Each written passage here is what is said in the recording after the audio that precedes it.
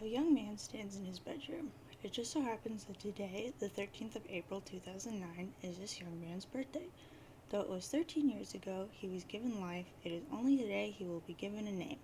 What will the name of this young man be? Enter a name. Zoosmell Pooplord. Try again, moron. Try again. John Egbert. Examine room. Your name is John. As was previously mentioned, it is your birthday. A number of cakes are scattered about your room. You have a variety of interests. You have a passion for really terrible movies. You like to program computers, but you are not very good at it. You have a fondness for paranormal lore, and you are an aspiring amateur magician. You also like to play games sometimes. What will you do? John, quickly retrieve arms from drawer. Your arms are in your magic chest, Pooplord. Remove cake from magic chest. Out of sympathy for John's perceived lack of arms, you pick up the cake for him and put it on his bed. John, quickly retrieve arms from magic chest.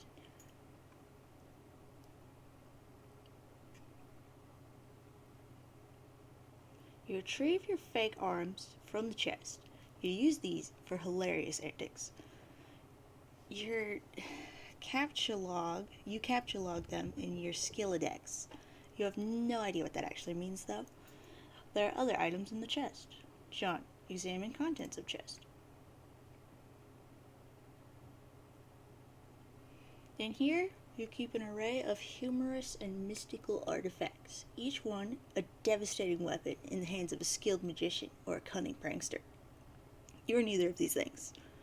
Among the artifacts are 2 fake arms, currently captcha-logged in your Skillidex, 1 pair of trick handcuffs, 1 stunt sword, 1 magician's hat, 1 pair of Beagle Plus glasses, several smoke pellets, several blood capsules, and 1 copy of Colonel Sassacre's daunting text of magical frivolity and practical japery, and 1 copy of Harry Anderson's Wise Guy by Mike Caveney.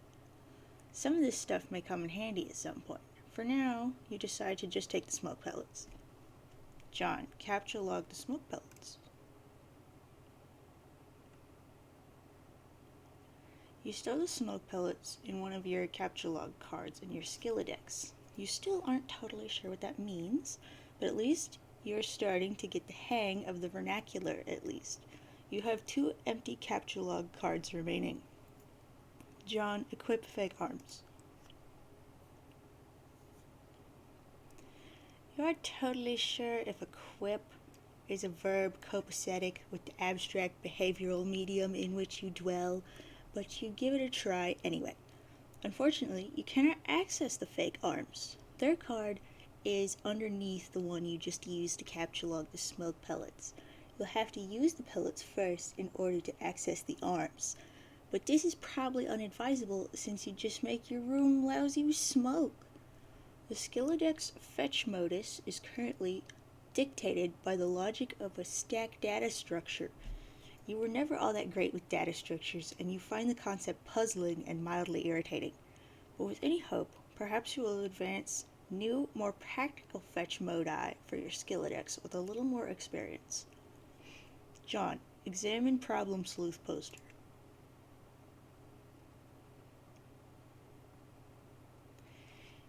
Is it even possible to get any more hard-boiled than that? You really doubt it. This poster was one of your wisest purchases. There is a nice spot on the wall next to it. You've been meaning to hang another poster there soon. John, read note on drawer. Happy birthday, son. I am so proud of you. This note is rich with aromas of fatherly aftershaves and colognes. Beside the note is a rolled-up poster. John, take poster. Another birthday artifact. You wonder what is printed on the poster. You'll need some way to hang it on your wall.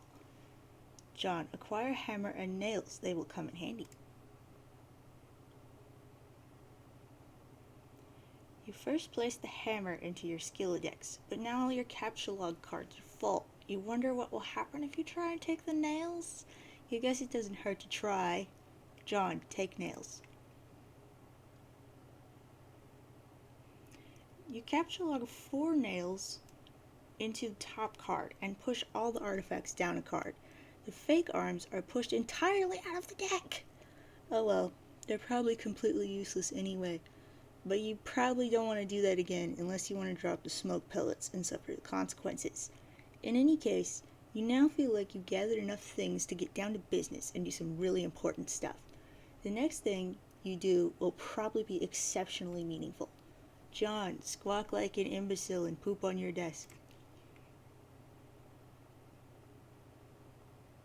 This is the dumbest idea you've had in weeks. Stupid, stupid, stupid.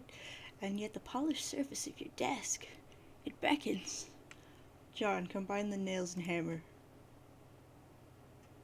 You merge the top 2 cards. The hammer and nails are now capture logged on the same card and can be used together. John, use hammer/nails on poster. You use the hammer and nails card in conjunction with the card beneath it. John, nail poster to wall.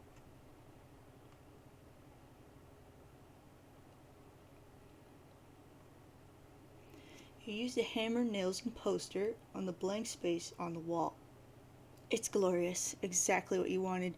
The old man really came through this time. John, examine Con Air poster. Put the bunny back in the box. I said put the bunny back in the box. Why couldn't you put the bunny back in the box? John, examine Deep Impact poster. Morgan Freeman's genteel homespun mannerisms were perfect qualities for a president residing over a crisis. Oceans rise, cities fall, hope survives. Wow. Films about impending apocalypses fascinate you. Plus, a black president? Now you've seen everything. John, examine calendar.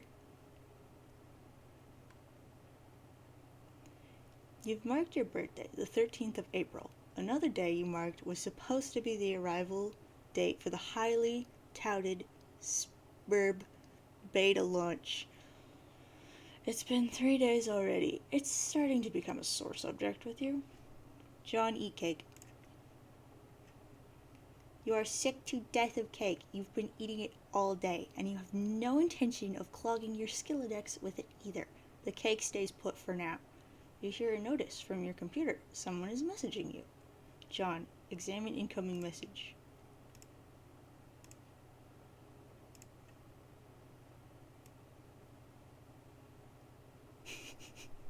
You pull up to your computer. This is where you spend most of your time. You decorated your desktop with some rather handsome wallpaper, which you made yourself. You are really proud of it. Your desktop is also littered with various programming project files. You are so bad at programming, sometimes you wonder why you even bother with it.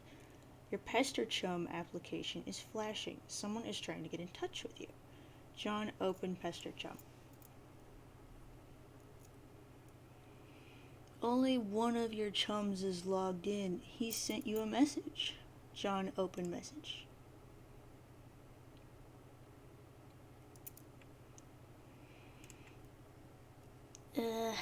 Turn Tech Godhead, aka TG, began pestering ectobiologist, aka EB, at 1613. We're going to call Turn Tech Godhead Red for now, and ectobiologist is John, so he will be John. Red says, "Hey, so what sort of insane loot did you rake in today?"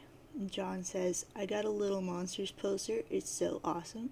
I'm gonna watch it again today. The apple juice scene was so funny."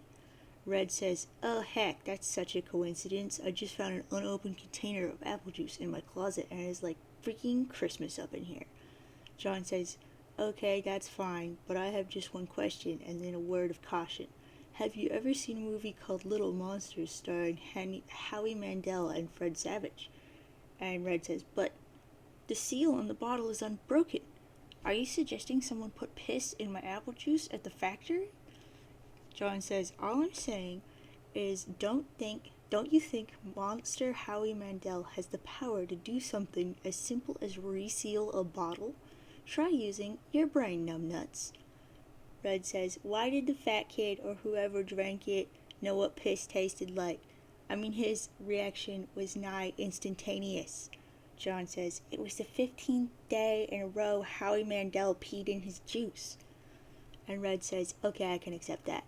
Monster, B-list celebrity douchebags are cunning and persistent pranksters.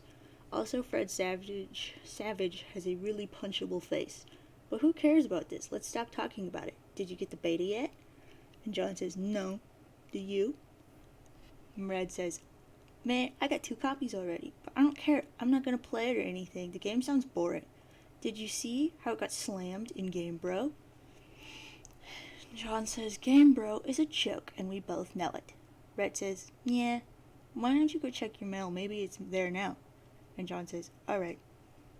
John, look out window.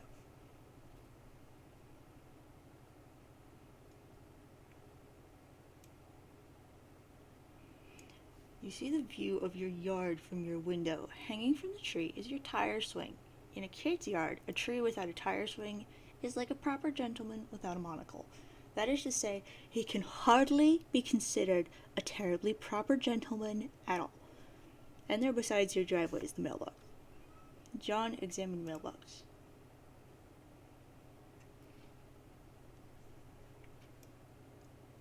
The little red arm swingy dealy thing, or whatever it is called, is flipped up.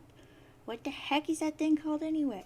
You do not have time for these semantics. The red flippy lever thing means you have new mail, and that means the beta might be there. John, go outside and check mailbox. You are about to hurry down the stairs when you hear a car pull into the driveway. It looks like your dad has returned from the grocery store. Oh great, he's beating you to the mail. John, forget it. Check mail later.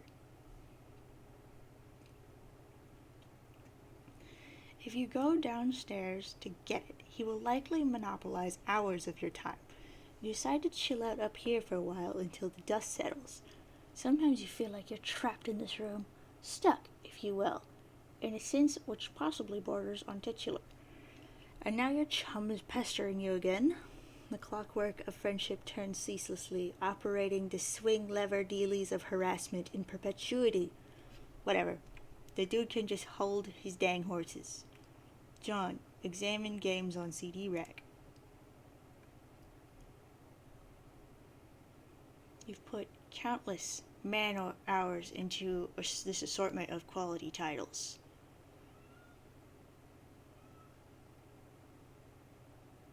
You got Bard Quest, The Caper Havers, Problem Sleuth, and It Don't Stop, A Pumpkin,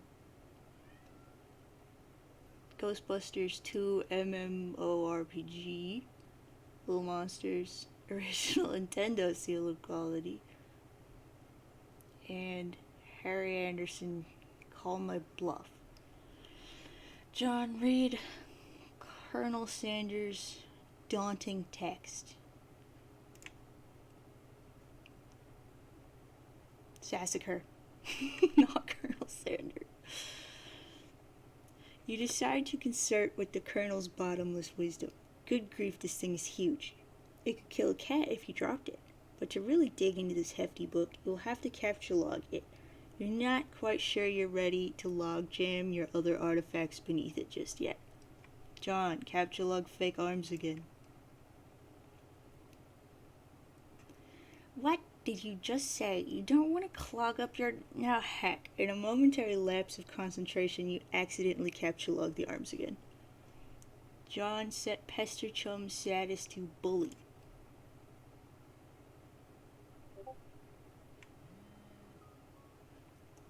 One moment.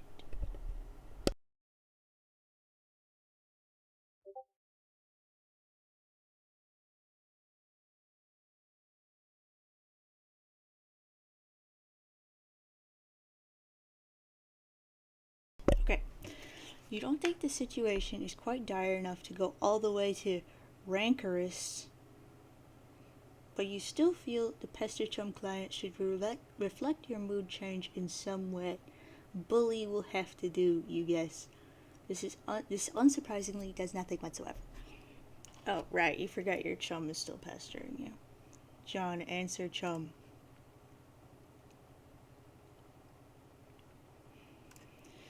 Okay, Red says, is it there? Please say yes. Maybe you can play it with TT before she's pestering. With TT, she's been pestering me all day about it.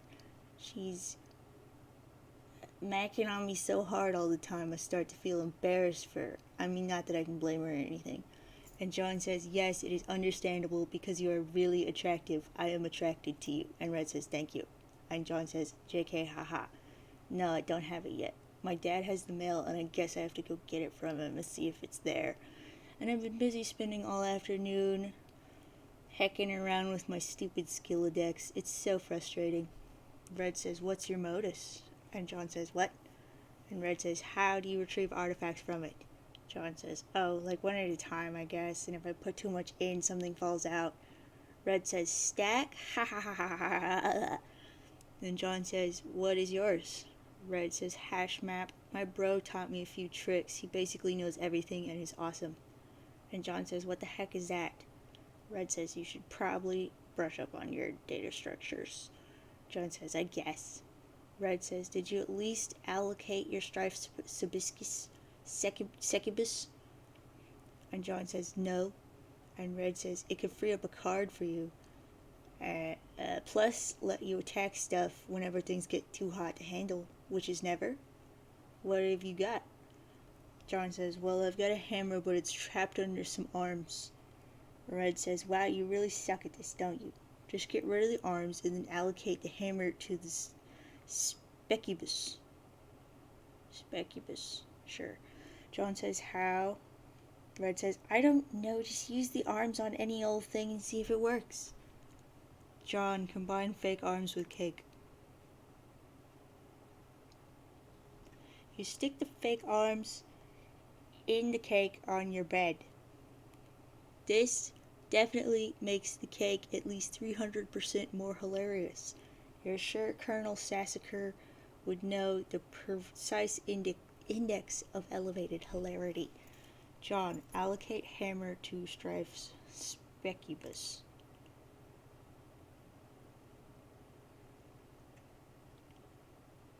You check the back of your strife specubus for the kind abstratus you have in mind for it. John, select hammer. Your strife specubus has been allocated with the hammer kind abstratus. The hammer has been moved from your capture log deck to your strife deck. John, report progress to GG, aka Red.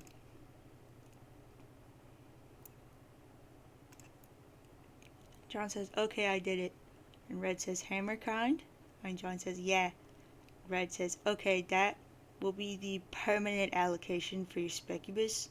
I guess I should have mentioned that. John says, Red says, I hope you like that hammer, dude. And John says, yeah, that's fine, I guess. I can't imagine it's gonna be all that relevant. John, capture log, Colonel's big book.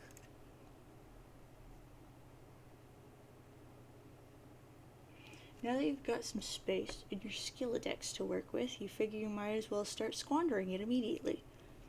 Ordinarily, this ridiculous book would be way too heavy to carry around in any practical way. You guess maybe this is one respect in which the cards present some convenience. John, examine Game Bro magazine.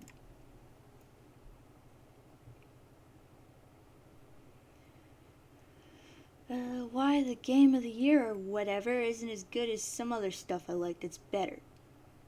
John, read article.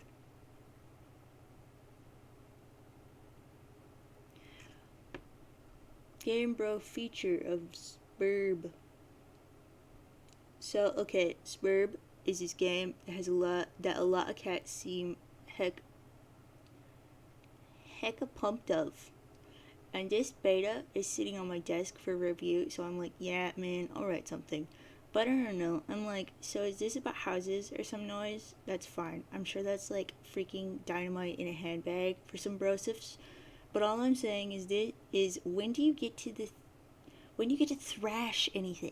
When you're playing house or some crap, are you ever in jeopardy of getting mud on your doll's dress or whatever from busting out, and I quote, the mad stunts, all wicked uppins? You know what I'm saying, bro yo ma. Bro yo ma. I didn't actually play this game, but I gave it 1.5 hats out of 5 hats to keep it real. At this point, I'd like to give a shout out to my boy Dennis, who was over the other day. We were gonna chill in front of the Dark Knight, and he was so psyched of it, y'all. So this one time, he was leaning against the screen door, and the crap popped open, and the back deck was wet, and he slipped down the steps and broke his thumb on the lawn. It wasn't a long fall, but hey, I guess his thumb bone wasn't made for supporting the brunt of a huge useless tool against wet grass. We never did watch The Dark Knight on account of Ron shrugging his balling candy eye girth to the hospital. But it's cool, I still got another watching me Brotel Rwanda. Bro notes. Dennis was so wasted, dang. Rating for Spurb, again, 1.5 hats out of 5. John, capture log game bro. It might come in handy if you ever need something that burns easily. John, capture log magician's hat. You expend your final card on the magician's hat. John, get funny glasses too. You don't have a free card in your Skilledex. However, you are able to merge the Beagle Plus with the magician's hat to create a clever disguise. John, wear disguise to fool Dad. John, who is this John you speak of? You are quite certain there has never been, nor ever will be. Yeah, this is a really crappy disguise. While you're wearing the items, they remain on the card, but it is temporarily removed from the deck, thus freeing up the cards beneath it. John, leave room. You exit into the hallway. On one wall hangs a picture of a fella who sure knows how to have a laugh, a man after your own heart. You always thought he looked a lot like Michael Cera, but your dad swears on the many hallowed tomes of Egypt that it is not. You're not sure about that though. On the other wall is one of your dad's stupid clowns, or harlequins, as he is quick to correct anyone who would venture such brazen assumption. John, go downstairs.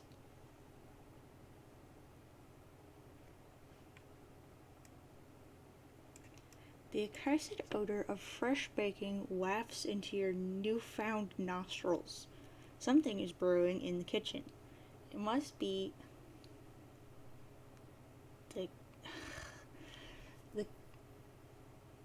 connivings, perhaps, of your arch nemesis, Betty Crocker, and the rich, buttery aroma of her plot stinks to high heaven.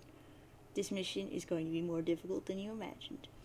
John, admire harlequins.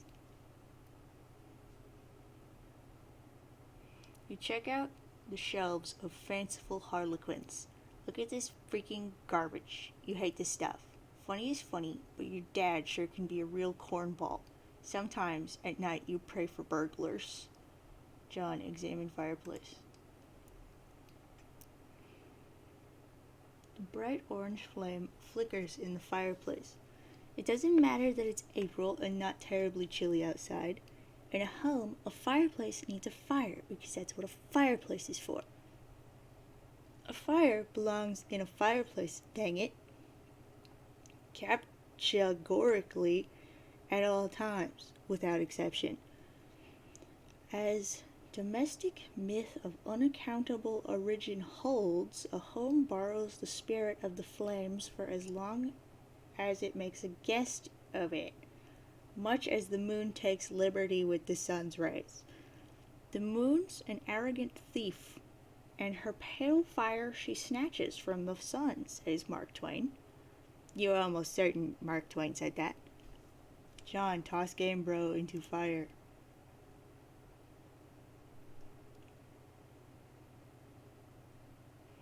It doesn't burn as quickly as you'd hoped.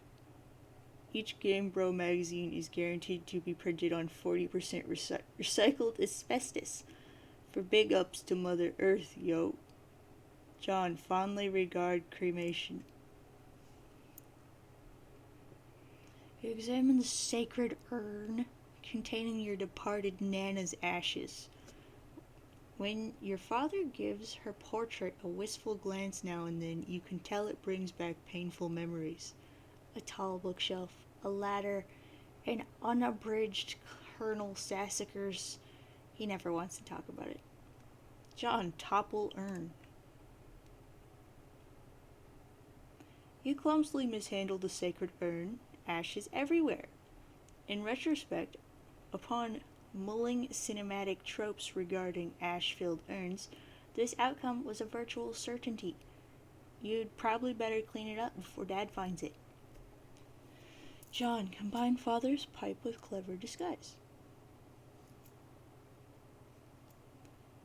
You think now would be a good time to beef up your clever disguise. John, examine oversized gift. Champ, you could do anything if you put your mind to it. I believe in you. Contemplating what could be inside this package is sort of exciting, but it makes you a little nervous at the same time. John, open large present. Oh, heck no. John, capture log ashes. First, you prop the Harlequin doll on the couch. Having it in the middle of the floor, sprawled out all akimbo like that, struck you as unseemly. You capture log the ashes in your available card.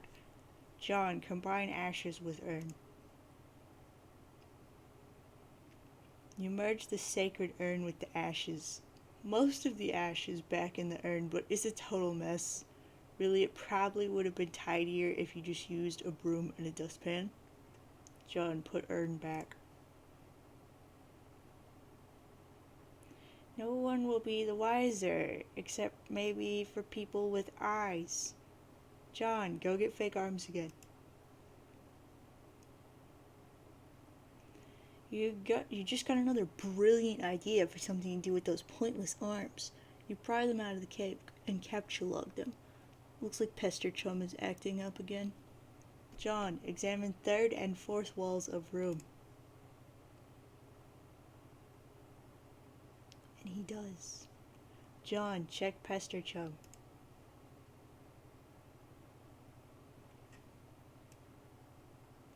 Another one of your chums is messaging you. John, check message.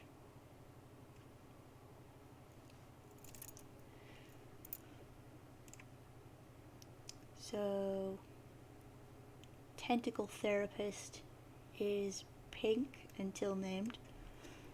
And Pink says, I understand you have recently come into the possession of the beta release of the Game of the Year as featured in the respectable periodicals such as Game Bro magazine. John says, that's an ugly rumor. Whoever told you that is a filthy liar and you should probably stop hitting on him all the time or whatever. Pink says, I can't control myself. I must have a weakness for insufferable pricks. John says, anyway, I still haven't checked the mail. My dad has it. I'm trying to go get it from him, so BRB. And Pink says, John? John says, what? Pink says, you're wearing one of your disguises now, aren't you? You're typing to me right now while wearing something ridiculous. And John says, no, why would you even think that? That's so stupid. Pink says, okay, why don't you go get the game from your father? John says, alright, wish me luck. Oh, by the way, JK, I was wearing a funny disguise this whole time. Gotcha, hee hee hee hee. And Pink says, I know, John. John, go back downstairs. You can now execute this brilliant idea you had. There should be just enough frosting on the fake arms to serve as an adequate adhesive. John, attach arms to doll. Hee hee hee hee hee hee. You don't care what Colonel Sassacre says. That makes it at least 1,000,000% funnier. John, inspect burnt paper on the floor.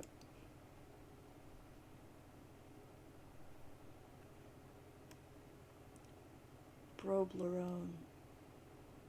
You put this back in the fire where it belongs. John, throw present wrap in the fire.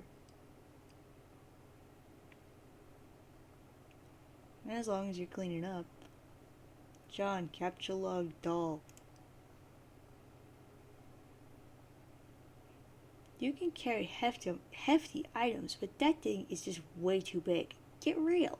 Besides, you don't even want it. John, read Colonel Sassacre's text.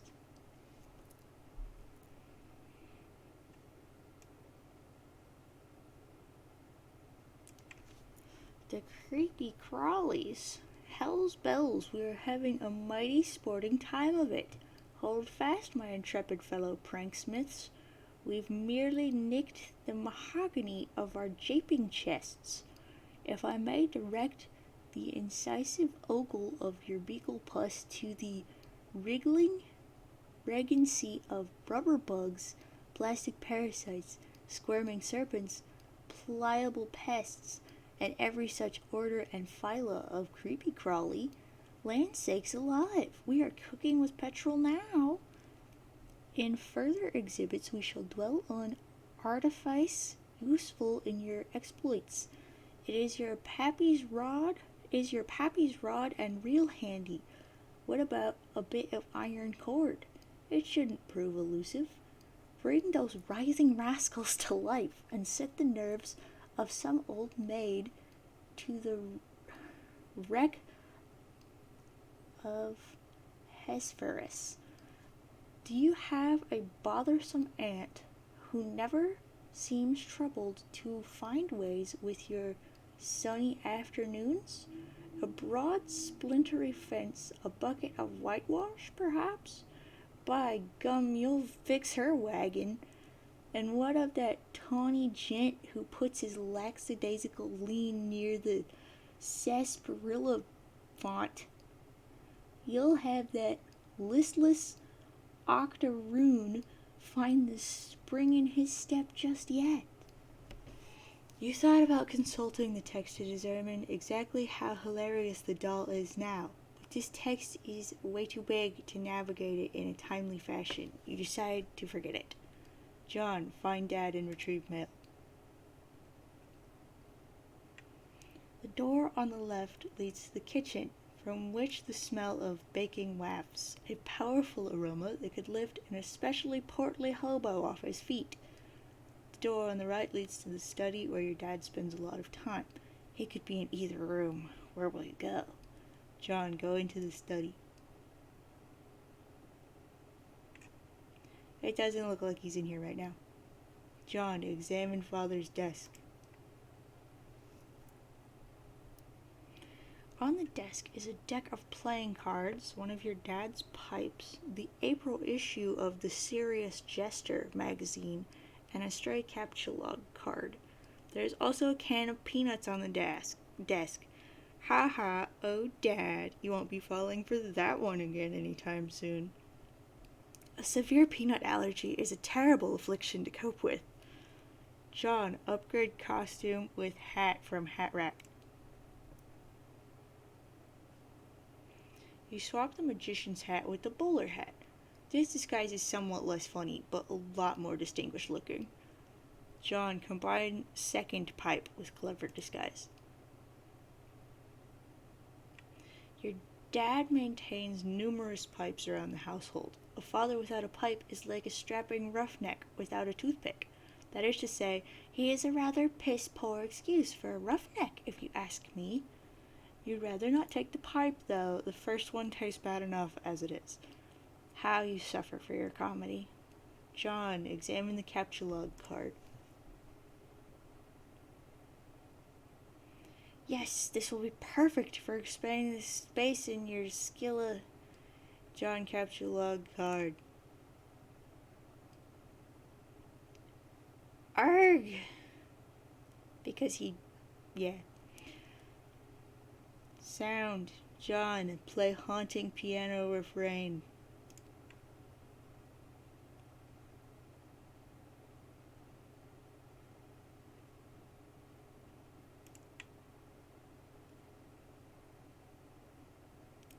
I'm hearing nothing. That's peculiar.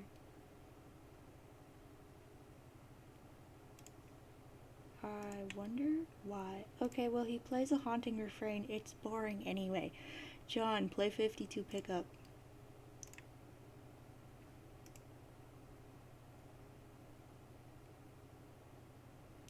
You play the prankster's favorite card game even though you are alone in the room, thus rendering it an especially foolish version of solitaire. So stupid. Look at this mess. The peanut gallery over there sure is getting a kick out of it. You're allergic to their scorn. John, attempt to leave the house.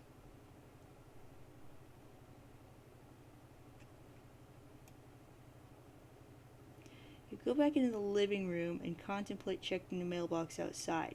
You think perhaps you should exhaust all possibilities before plunging headlong into a dad encounter. Your television is currently airing a commercial. John, exit. You exit the house. John, check mail. Predictably, the mailbox is empty. You have already been scooped by your father. And I'm going to see if I can figure out why there's no sound.